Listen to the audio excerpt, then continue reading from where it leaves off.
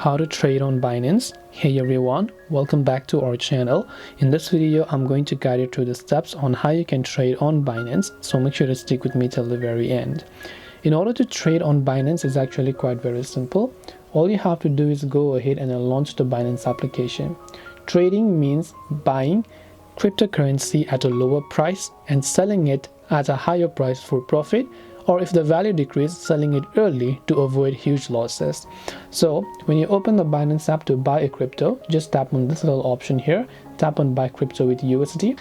So all you have to do is simply go ahead and enter the crypto that you would like to buy.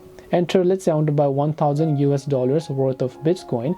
I'll get 0.0148930 worth of Bitcoin. Then I can tap on the buy option. I'll be able to buy it. Tomorrow, let's say the value of Bitcoin increase, then I can simply come back. Then I can again tap on the same option, this time tap on sell, simply select the crypto I would like to sell that I own, then I'll be able to sell them. And this is simply what trading on Binance is like. Hope this video helped you. If you have got any questions, feel free to leave them down below. Thank you for watching till the end of this tutorial, and see you soon in the next video.